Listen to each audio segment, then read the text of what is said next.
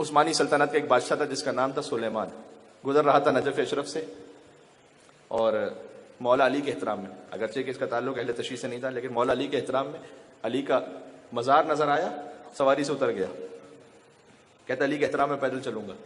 اس کا ایک وزیر تھا قاضی عسکر، ناصبی تھا. وزیر نے کہا نقل کفر کفر نباشت میں سمجھانے کے لیے میں کہہ رہا ہوں، کہا آپ تو زندہ بادشاہ ہیں، علی تو مردہ بادشاہ ہے، نعوذ باللہ. تو زندہ بادشاہ کیوں، اب میں وہ لفظ پھر نہیں دہراؤں گا، کیوں ان کا احترام کریں؟ آپ کی تو اپنی حیثیت ہے، آپ کے لیے مناسب نہیں ہے کہ آپ ایک شخص جو گزر گیا دنیا سے اس کے احترام میں سواری سے اتر رہے ہیں. اب بادشاہ کے ماننے کو تیار نہ ہو، کہا نہیں میں علی کی جلالت کے سامنے میں جرأت نہیں کر سکتا کہ میں سواری میں بیٹھ کے گزروں.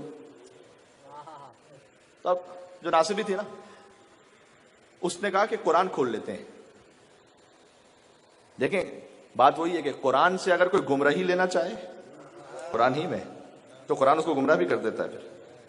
تو اس نے کہا قرآن کھول لیتے ہیں، اگر یہ ذکر آ جائے کہ سواری پہ نہ بیٹھو پیدل چلو، کوئی ایسا اشارہ آ جائے تو آپ کی بات ٹھیک ہے، ورنہ سواری پہ بیٹھ جائیے گا. دل میں یہ سوچا اب قرآن میں کون سی ایسی آیت ہوگی جس میں یہ اشارہ ہو کہ سواری پہ نہ بیٹھو پیدل چلو، تو کوئی بھی آیت نکلے گی تو پھر انہیں تو واپس سواری پہ بیٹھنا پڑے گا. بادشاہ نے کہا چلو ٹھیک ہے، قرآن کو کھولا. میں قربان ہو جاؤں علی ابن ابی طالب کی، قرآن کو کھولا، آیت نکلی سورہ طٰہٰ کی، فَاخْلَعْ نَعْلَيْكَ إِنَّكَ بِالْوَادِ الْمُقَدَّسِ طُوًى. اے موسیٰ اپنی نالین کو اتار دو، تو مقدس وادی میں ہو اس وقت.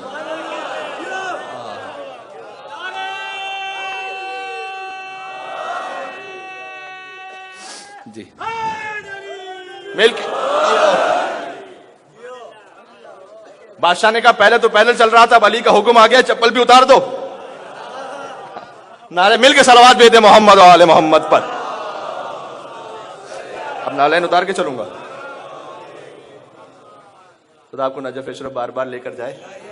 نجف اشرف میں شہر کے باہر یہ آیت لکھی ہوئی ہے، یہ فقط تمثیل نہیں حقیقت ہے.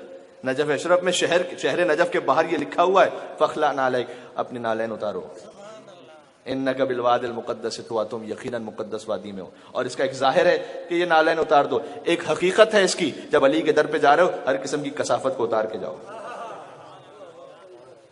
ہر قسم کی نجاست کثافت جو کچھ رجس ہے اتار کے جاؤ. اب تم علی کے دربار میں جا رہے ہو، یطہرکم تطہیرا کا دربار ہے، ٹھیک ہے نا. آیت آئی فَاخْلَعْ نَعْلَيْكَ. اب میں کیا عرض کروں، بس اتنی باتیں ہوتی ہیں کہ لوگوں سے ہضم نہیں ہوتی. اب اس سے زیادہ اور کیا کیا، ابھی تو یہ تو بول کے ابتدائی باتیں ہیں. آواز جو بہت دور دور تک جا رہی ہے، بہت میسج چلا جائے سب تک کہ آپ ذرا سا کوئی معرفت کے مقام کو اوپر بڑھائیے تو بعض بھائیوں کو شک ہونے لگتا ہے، ارے بھائی یہ تو مسلمان بھی رہے کہ نہیں رہے. جناب حسنین اکبر صاحب کے بقول، کوئی کافر کوئی مشرک کہہ رہا ہو جب مجھے، کیا بتاؤں لطف کیسا اس طرح کے جینے میں.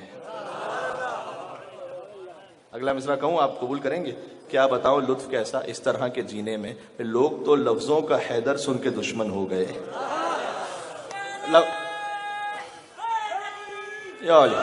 بات مکمل ہونے دیں. کیا بتاؤں لطف کیسا اس طرح کے جینے میں ہے، کوئی کافر کوئی مشرک کہہ رہا ہو جب مجھے، کیا بتاؤں لطف کیسا اس طرح کے جینے میں، لوگ تو لفظوں کا حیدر سن کے دشمن ہو گئے، وہ علی کس کو سناؤں جو میرے سینے میں.